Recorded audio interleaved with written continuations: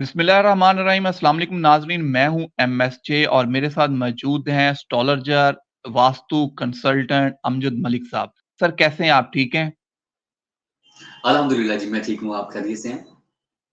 जी, बिल्कुल ठीक। सर सबसे पहले जानना चाहूँगा इमरान खान साहब का ज़ायचा दिसंबर का महीना है। साइफ़र के केस में तो ज़मानत नहीं हो रही, तोशा खाना की ज़मानत में उन्हें तस्लीम मिल गई है और दूसरा खान साहब ने अदालत से रुजू भी कर लिया कि वो इलेक्शन लड़ना चाह रहे हैं, उनकी सज़ा को मुअत्तल किया जाए।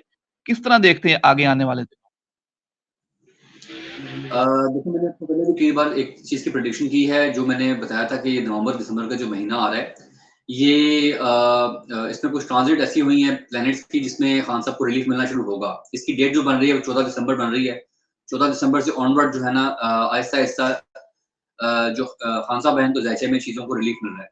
लेकिन जहाँ तक बात है उनकी रिहाई की, मैंने जो लास्ट कैलकुलेशन की थी उसमें मुझे 31 दिसंबर का टाइम लग रहा था कि तब तक वो बाहर आ जाएँगे। उम्मीद है अभी भी कि जिस तरीके से उनके ज़ायचे में रिलीफ़ मिलना शुरू हो रहा है, उम्मीद है कि वो रिहा हो जाएँ या मुतअद्दिद केसों में जो है ना उनको रिलीफ़ मिल जाए। अमजद भाई जैसे आपने कहा कि उनको रिलीफ भी मिल जाए, शायद हो सकता है वो रिहा भी हो जाएँ। अगर वो रिहा नहीं होते तो क्या आपको लगता है ज़ायचे में ऐसा है इलेक्शन पॉसिबल है और वो इलेक्शन लड़ते हुए नज़र आ रहे हैं? सर देखिए इलेक्शन के हवाले से तो मैंने पहले भी ज़िक्र किया था कि इलेक्शन 8 फरवरी को मुझे होते नज़र नहीं आ रहे। लेकिन चूँकि इस वक़्त मार्च बड़ा स्ट्रॉन्ग है और मार्च का काम ही यही है कि सब लोगों को एक जगह इकट्ठा करना, एक इवेंट बनाना। तो उस हवाले से देखा जाए तो इलेक्शन के चांस हैं भी और नहीं भी। लेकिन जो ज़्यादा मुझे चीज़ें नज़र आ रही हैं इलेक्शन की, अगर इलेक्शन होता है, तो उसके रिज़ल्ट्स बिल्कुल जो है ना वो अनप्रेडिक्टेबल होंगे। बहुत सारे लोग जो जीत चुके हैं, कई जगहों से वो उनको शिकस्त का सामना करना करना पड़ सकता है। जो लोग कई बार जीते नहीं हैं, वो शायद जीत जाएँ इस बार। एक मिक्सचर बनेगा और इसके अंदर रहते हुए जो है ना वो रिज़ल्ट्स उस तरह के नहीं होंगे जिस तरह के एक्सपेक्टेशंस की जा रही हैं तमाम पार्टीज़ के लिए। दूसरा सवाल आपका क्वेश्चन है आपका कि खान साहब को इलेक्शन में देख रहे हैं या नहीं? मैं फिलहाल अभी इमरान खान को इलेक्शन में इस इलेक्शन में 8 फरवरी को अगर होते हैं, तो मैं उसमें इनको अभी नहीं देख रहा फिलहाल। अच्छा, फिलहाल आप उन्हें नहीं देख रहे हैं। अभी वो पार्टी के चेयरमैन भी रहे, नए चेयरमैन आ गए हैं गौहर खान साहब। किस तरह देखते हैं फिर तरीके इंसाफ का मुस्तकबिल और बाकी चीज़ें आप? जो न्यू चेयरमैन आए हैं वो उनकी जगह बेशक आप 10 चेयरमैन और लगा दें। वो सिर्फ़ खान साहब की जो अपनी स्ट्रैटेजीज़ हैं, जो उनके ज़ायचे के हिसाब से चीज़ें सामने आ रही हैं, उसके अंदर सिर्फ़ और सिर्फ़ वो जो है ना एक एज़ ए कठपुतली के तौर पे वो रहेंगे, नए चेयरमैन जितने भी हैं। बैक एंड पे फैसले सारे खान साहब नहीं कर रहे हैं। तो इसलिए उनका होना या ना होना कोई ज़्यादा इम्पैक्ट नहीं डालेगा उनकी पार्टी के ऊपर। अलबत्ता उनकी पार्टी को तोड़ने की कोशिश की जा रही है बड़े अरसे से। किसी तरीके से कोई ना कोई ऐसा हल निकाला जा रहा है कि खत्म कर दिया जाए या इलेक्शन से बाहर कर दिया जाए। वो मुझे फिलहाल नज़र नहीं आ रहा है, ऐसा हो नहीं पाएगा। पीटीआई के बगैर या जो है ना खान साहब के अहकामात के बगैर इलेक्शन में जाना किसी और पार्टीज़ के लिए वो इतना सूटेबल नहीं है। अमजद भाई उनके बगैर सूटेबल नहीं है। बाकी जैसे अभी नए हमने सुना है कि शाह महमूद कुरैशी वाइस चेयरमैन है, परवेज़ लाई को सीनियर नायब सदर बना दिया गया। तो आपको लगता है ये लोग भी हमें इलेक्शन में नज़र आएँगे, जलसे-जुलूस तरीके इंसाफ के होंगे? बिल्कुल देखिए ना जिस तरह मार्स की पोज़ीशन बनी हुई है ना इस वक़्त, वो तो इसलिए बनी हुई है कि वो इवेंट्स क्रिएट करता है। और जहाँ तक मुझे लग रहा है कि जनवरी के स्टार्ट होते ही कुछ रिलीफ़ मिलेगा खान साहब की पार्टी को कि जलसे जुलूस करने की इजाज़त मिल सकती है, लेकिन वो भी एक लिमिटेड शराइत के साथ। बट वो जलसे करेंगे, लेकिन जो जहाँ तक बात है शाह महमूद कुरैशी की और बाकी जो उनके पार्टी में इमरान हैं, उनका मुझे फिलहाल अभी वहाँ पे नज़र नहीं आ रहा, जिसमें परवेज़ इलाही साहब हैं, जिसमें शाह महमूद कुरैशी हैं, डॉक्टर यास्मीन राशि साहिबा हैं। इनको फिलहाल मैं अभी बाहर आते हुए नहीं देख रहा हूँ। इनके ज़ायचों में कुछ अभी हर्डल्स चल रही हैं जो मेरा ख़्याल है कि मार्च अप्रैल तक चलेंगी अभी। अमजद भाई मैं अगर इमरान खान के ज़ायचे पे थोड़ी-सी बात करूँ तो उनके खिलाफ अगर हम देखें 19 से दौर में भी शुरू करें तो उनको प्ले बॉय भी कहा गया, उनके पे बड़े इल्ज़ामात भी लगे गए, सीता वाइट का केस भी हुआ। लेकिन तब भी उनकी मकबूलियत बढ़ी है। ये उनको उस टाइम भी कोई इतना डैमेज नहीं कर सके थे उनकी पर्सनैलिटी को। तो अब जो नई किताबें लिखी जा रही हैं, लोग प्रेस कॉन्फ्रेंस उनके खिलाफ करते हैं, तो क्या देखते हैं उनके ज़ायचे में ऐसी क्या खूबी है कि जो उनको फ़ायदा देती है?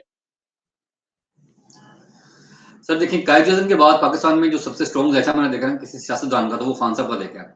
इतना स्ट्रॉन्ग ज़ायचा, उनका बाय बर्थ ज़ायचा इतना स्ट्रॉन्ग है कि आप उनको जहाँ मर्ज़ी धकेल दें, जिस मर्ज़ी जगह पे भेज दें, वो कहीं न कहीं किसी न किसी बात को लेके हिस्ट्री क्रिएट कर देंगे, हमेशा। और ये थ्रू आउट रहेगा उनकी लाइफ़ में, सारी ज़िंदगी ऐसा रहेगा कि वो अपनी ज़िंदगी में कुछ भी करेंगे, वो एक हिस्ट्री क्रिएट करने के वो माहिर हैं, कर सकते हैं आराम से।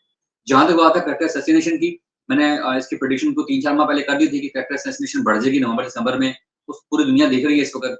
और ये वैसे भी अगर मैं एस्ट्रोलॉजी से हट के बात करूँ, तो पाकिस्तान की हिस्ट्री में हमेशा रहा है, बेनज़ीर भुट्टो के साथ भी रहा है और लोगों के साथ भी रहा है, कि जब भी कोई ऐसी बात होती थी तो कैरेक्टर असैसिनेशन को स्टार्ट कर दी जाती थी। तो इस चीज़ से अवाम जो है ना वो बहुत आगे निकल चुकी है।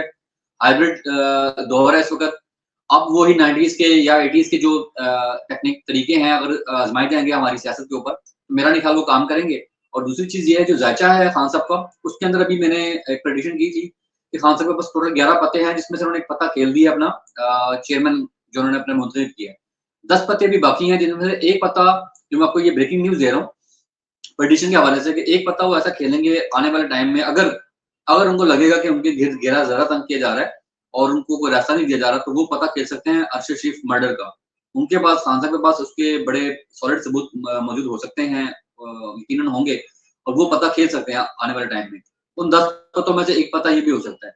लेकिन जो बाकी के 9 पत्ते हैं वो बड़े इम्पोर्टेंट हैं और वो भी आप देखिएगा ये 26 मई तक टाइम है उन पत्तों को खेलने का। 26 मई तक देखिएगा पाकिस्तान की सियासत में खान साहब किस तरह के बड़े सरप्राइज़ेज़ देंगे अपने उन पत्तों के थ्रू और वो सबके लिए बड़े सरप्राइज़ेबल होंगे। एक बड़ा और आपको मैं इसमें चीज़ ऐड करता चलूँ इस सवाल में आपके कि मेरे पास अक्सर सवाल आता है कि जी खान साहब डील करेंगे तो फिर आएँगे, अदरवाइज़ डील के बगैर वो नहीं आ सकते। तो मैं बिल्कुल। इस जो इसका सवाल का जवाब ये इस तरह दूँगा कि इलेक्शन जो होगा इसके बाद क्योंकि इसमें बहुत सारे इत्तेहादी बैठ रहे हैं। इलेक्शन के बाद जो भी गवर्नमेंट आएगी एक तो वो मैं उसको डिस्टर्ब होते देख रहा हूँ, उसमें इत्तेहादी टूटेंगे आहिस्ता-आहिस्ता और इलेक्शन के बाद जो भी गवर्नमेंट बनती है, किसी की भी बनती है, वो मेरा नहीं ख्याल कि ज़्यादा देर चल पाएगी। और उसमें जो सरप्राइज़ेज़ होंगे खान साहब की तरफ से, वो ऐसे सरप्राइज़ेज़ होंगे कि जो हमारे कर्ता-धर्ता हैं, उनको मजबूर करेंगे खान साहब के साथ डील करने में। यानी कि वो लोग फिर घुटने टेकेंगे खान साहब के आगे और डील करने पे मजबूर होंगे खान साहब की शराइत के ऊपर। चलिए अमजद भाई ये तो हम ज़रूर देखेंगे आपसे 2024 की भी हम प्रेडिक्शन लेंगे जब नया साल शुरू होगा क्योंकि आपने कहा हुआ है कि अगला साल इनकलाब का साल है और पाकिस्तान में बहुत सी चीज़ें चेंज होंगी। तो अभी थोड़ा बहुत कि ऐसा क्या चेंज होने जा रहा है इंशाअल्लाह 2024 की हम जब वीडियो करेंगे नया साल शुरू होगा तो आपसे ज़रूर पूछेंगे। थोड़ा-सा फ़लस्तीन की बात भी कर लें और वो इसराइल की जंग उसका कोई खात्मा होता हुआ नज़र आ रहा है, जंग बंदी हुई थी फिर जंग शुरू हो गई है। किस तरह मुस्तकबिल देखते हैं आगे? सर इसराइल और फ़लस्तीन का जो इश्यू है ना मैंने ज़िक्र किया था एक दफ़ा पहले भी कि ये जो इस बार जंग हुई है ना ये इसराइल के ऊपर मुसल्लत की गई है। हमेशा फ़लस्तीन में मुसल्लत की जाती थी, इस बार इसराइल में मुसल्लत की गई है और वो की गई है रशिया की तरफ से, क्योंकि रशिया ने यूक्रेन का ध्यान हटाना था दुनिया की तरफ से। लेकिन अगर मैं बात करता हूँ एस्ट्रोलॉजी के अंदर रहते हुए जो हमारे ज्योग्राफी मामलात हैं China, Russia, Pakistan, Iran, Afghanistan और इंडिया, इनके ज़ायचे जब मैं इकट्ठे करके एक ज़ायचा बनाता हूँ इस खित्ते का, तो उसमें मुझे बहुत बड़ी चीज़ें आगे चल के नज़र आ रही हैं। ये जंग आहिस्ता-आहिस्ता ट्रैवल करेगी और ये चाइना और पाकिस्तान की तरफ जा सकती है। तो इसमें ख़ैर अभी टाइम है, बहुत टाइम है। जैसे मैं एक जगह पढ़ रहा था, लिखा हुआ था कि जी इमाम महदी का ज़ुहूर बड़ा करीब है और ये हम आखिरी वक़्त में शामिल हो गए हैं। ऐसा नहीं है अभी 57 इयर्स 56 इयर्स बाकी हैं मेरे हिसाब से कैलकुलेशन के हिसाब से दज्जाल का और हज़रत इमाम महदी का दौर आने में। तो अभी जैसा कि अकॉर्डिंग टू दी अहादीस सल्लल्लाहु अलैहि वसल्लम के इन्होंने अभी मस्जिद को शहीद भी करना है इन्होंने और बैतुल मुक़द्दस को और उसके बाद जो है ना फिर एक बड़े लेवल की जंग स्टार्ट होगी। लेकिन हम उस तरफ जाना शुरू हो गए हैं 2026 2027 इसके लिए बड़े इम्पोर्टेंट हैं। मैं इसके हवाले से पहले भी बता चुका हूँ पूरी दुनिया में मैं बहुत बड़े डिज़ास्टर्स देख रहा हूँ, बहुत बड़ी जंग या बहुत बड़ा कोई ज़ल्ज़ला या बहुत बड़ी कोई बीमारी। तो हो सकता है ये वो जंग हो जो इस टाइम पे आके लगे और काफ़ी सारे ये जो है ना ममालिक को अपने लपेट में लेगी। तो अभी कहना कबल वक़्त है 2024 स्टार्ट होता है इंशाल्लाह फरवरी के बाद कुछ ट्रांजिट्स अपनी जगह पे आके बैठेंगी, चेंज होंगी, तो देन मेरे लिए इसको प्रेडिक्ट करना ज़्यादा ईज़ी होगा कि जंग एक्चुअल में किस तरफ जाएगी। चलें इंशाल्लाह हम आग से आपसे गाए-बगाए राय लेते रहेंगे, पूछते रहेंगे एस्ट्रोलॉजिकली सितारों के हवाले से क्योंकि अगले 24 में कोई 76-70 कंट्री में इलेक्शन भी है, दुनिया की आधे मुल्कों में इलेक्शन है। थोड़ा-सा अगर आपसे पूछ लूँ ट्रम्प और इमरान खान, दोनों का कोई सीन एक साथ जैसा ही है, वो भी ट्रम्प साहब भी मुश्किलात में थे, जेल में ही गए थोड़ी देर, उन पे फर्द जुर्म भी आयद हुई है, लेकिन आजकल सुना है वो अपनी कैंपेन भी कर रहे हैं और स्ट्रॉन्ग कैंडिडेट भी हैं। तो किस तरह मुवाज़ना करते हैं खान साहब और ट्रम्प? ट्रम्प के गिर्द जो असल में मैं पहले बता दूँ ट्रम्प का और खान साहब का ज़ायचा तो आपस में खैर मैच नहीं होता है, वो डिफरेंट है दोनों।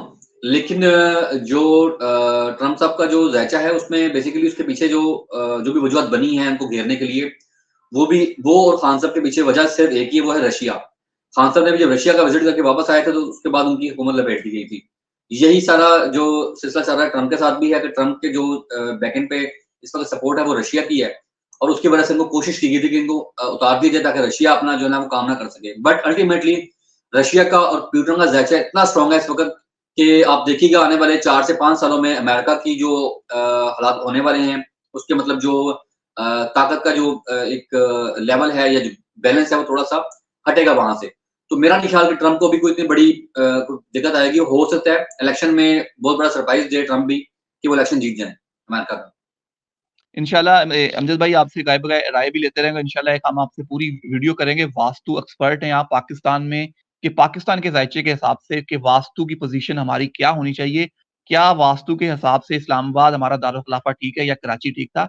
तो हम आपसे ज़रूर राय लेंगे। तो अगर थोड़ा-सा आप ये बताना चाहें तो ज़रूर, और एंड पे कोई मैसेज हो तो ज़रूर काइंडली शेयर कीजिए। जी, मैंने आपको लास्ट वीडियो में भी शायद मेरा ख्याल आपसे मेरा ज़िक्र हुआ था। मैंने आपको बताया था कि पाकिस्तान का अगर दारुल ख़िलाफ़ा कराची को बना दिया दोबारा से बना दिया जाए, तो डायरेक्शन के हिसाब से पाकिस्तान में मैं कह सकता हूँ 67% जो प्रॉब्लम्स हैं वो सडनली खत्म खुद ब खुद ठीक हो जाएँगी। और दूसरी चीज़ जो है ज्योग्राफी बहुत सारी तब्दीलियाँ हैं और भी, जिसकी वजह से वो एक लंबी एक डिस्कशन है, उसके ऊपर हम प्रोग्राम कर सकते हैं कंप्लीट कि कहाँ-कहाँ पे कौन-सी चेंजेज़ करके हम लोग पाकिस्तान को और पाकिस्तान की इसमें हमारी आवाम के लिए बेहतरी ला सकते हैं। और आखिर में मेरा पैगाम अपनी कौम के से यही है कि सबसे बड़े पहले तवक्कल रखें अल्लाह के ऊपर और अपने ईमान को मज़बूत रखें, चाहे किसी भी मज़हब से हैं और कोशिश करें कि अपने हाथ से और अपनी ज़ुबान से दूसरों के लिए आसानियाँ पैदा करें, ताकि हमारे लिए भी आसानियाँ पैदा हों। जी नाज़रीन, मुझे और अमजद साहब को दीजिए इजाज़त। अल्लाह हाफ़िज़।